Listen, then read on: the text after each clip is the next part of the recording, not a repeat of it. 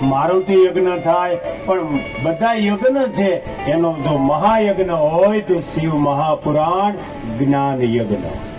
આ યજ્ઞથી કોઈ મોટો યજ્ઞ નથી. સવારમાં છકલાને છણ હોય, 11 વાગે કૂતરાને લાડવા હોય, 12 વાગે ગાયોને ઘાસ હોય, 1 વાગે સૌનું બ્રહ્મ ભોજન હોય. આનાથી ઉત્તમ મોટો યજ્ઞ કયો? પવિત્રમાં પવિત્ર મહાયજ્ઞ જ્યારે આપણે ભાગીરથી કથામાં કરી રહ્યા છીએ, અને મહાયજ્ઞનું ફળ તો શિવ મહાપુરાણ કથાની પોથી જેમના ઘરે જશે એનો બોલ થશે. જેના ભાગ્યમાં હોય એના બોલમાં લાભ લઈ શકે. આ યજ્ઞની અંદર સંપૂર્ણ યજ્ઞનું ફળ જે હોય એ શિવ મહાપુરાણ જ્ઞાન યજ્ઞની પોથી છે. એનું શ્રીફળ છે, શ્રીફળ. અને એ પણ ફળ રૂપી આ યજ્ઞનું પ્રસાદી રૂપી જેના લલાટમાં લખ્યું હોય એના ઘરે એનો બોલે આજ આપણે કથા વિરામથી શરૂ કરશું. અને આ કથાની અંદર દરેક વ્યક્તિઓના આપણને નામ આવડતા ન હોય આખા ગામમાં, પણ 5-7 જણાના નામ આવડતા હોય. તો એમાં ભરતભાઈ બાબાભાઈ છે, જહાભાઈ કરણાભાઈ છે, ગીગુભાઈ સુમરાભાઈ છે, જીતુભાઈ ગોદાભાઈ છે, મધુભાઈ માણસુરભાઈ છે, રામભાઈ પાતાભાઈ છે, અમારા રામભાઈ ગોહાભાઈ છે. જેટલા યુવાનોના નામ અમારી સાથે સંકળાણા છે એના નામ બાકી સંપૂર્ણ ગામના સહકારથી કથા છે. કોઈ એક વ્યક્તિ દ્વારા નથી, પણ આ જેટલા વ્યક્તિ અમારી કમિટીમાં જોડાણા છે. અમારે જગદીશભાઈ કલાકાર છે.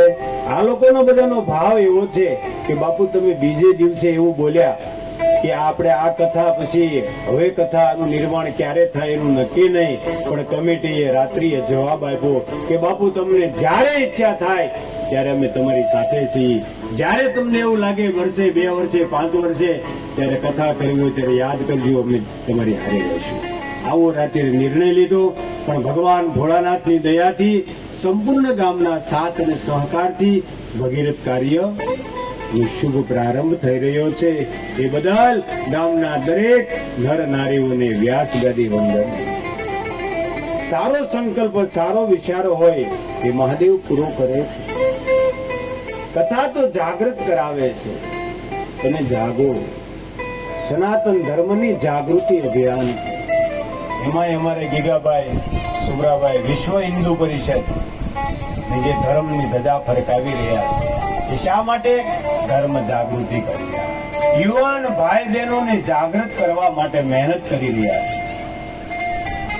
છે કે દેશની અંદર હિન્દુમાં હિન્દુ તત્વ આવે, હિન્દુને હિન્દુ તત્વની જાગૃતિ થાય એ માટે પૂરેપૂરી મહેનત કરી રહ્યા છે. એમાં દરેકને અમારી વિનંતી, સાથ અને સહકાર જરૂર આપવો. બહેનોનું મંડળ હાલે છે, ભાઈઓનું યુવાની જાગૃતિ કરાવે છે. કમિટી સાથે જોડાણી છે કે જ્યાં જરૂર પડે ને અમે તમારી સાથે છીએ બાપુ. ખૂબ એની ધન્યવાદ, એની માનવતાને, એના પરિવારોને મારો મહાદેવ ખૂબ ખુશ કરે, ખૂબ ધન આપે, ખૂબ સંપત્તિ આપે અને લીલા લહેર કરાવે. આવા ભગીરથ કાર્યો હર હંમેશા કરતા. ધર્મ કીએ ધન ન ઘટે. કોઈ ચિંતા ન કરવી. ક્યારો આમાં આપણે 5,000 25,000 આપી દીધા હોય અને પૈસા ઘરમાંથી ફૂટી જાય, આપણે લૂંટાઈ નથી જતા, ખોવાઈ નથી જતા, વવાય છે. પગલું ભર્યું છે તો મારો મહાદેવ કોઈને ક્યાંય જવા નહીં દે. અને મારો મહાદેવ ઘરમાં દુઃખની નજીક નહીં આવવા દે. સૌનું હિત થશે. ધર્મ કિએ જા ધન કી ચિંતા મત કરના ઇન્સાન, મત કરના ઇન્સાન.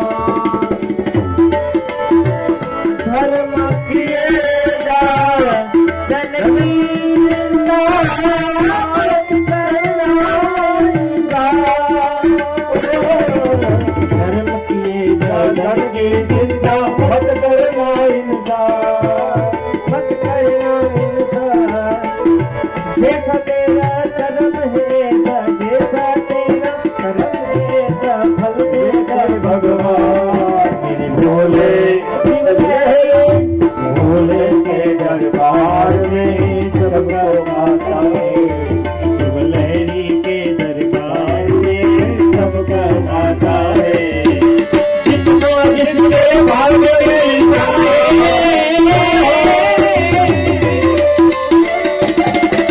जितना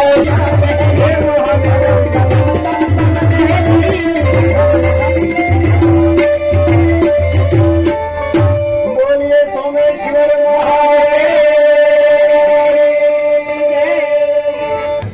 हुई जा ને કરજો બાવો આવ્યો બાવો પકડી જાય અમારે સંસારી છીએ અમારા છોકરાને શું કેવું એટલે આ બધી જે વસ્તુ જે છે ને આ શબ્દ ક્યાંથી આવ્યો પિક્ચર માંથી આ શબ્દનું જે બંધારણ જે છે એ ટોકીસમાં પિક્ચરમાં એ પિક્ચરના ઉતારવા વાળા કોણ કોઈ સમાજની ટિપ્પણી નથી પણ હિન્દુ તત્વને ઘટાડવા માટે પહેલેથી તમે બાળકોને બાવાથી બીતા રાખો બાવા છે એ સાધુ છે અને સાધુ છે એ ધર્મનો જાગૃત રાખે છે એનાથી તમે દૂર રહો એટલે ધર્મ તમારો નષ્ટ કરે એટલે ધર્મને દૂર રાખવા માટે પહેલેથી ટેવ પડી ગઈ ભગવાન શિવજીના પ્રથમ પુત્ર કાર્તિક સ્વામી મહારાજ ઋષિ મુનિના આશ્રમે એને શાસ્ત્રનું જ્ઞાન અને શસ્ત્રોનું જ્ઞાન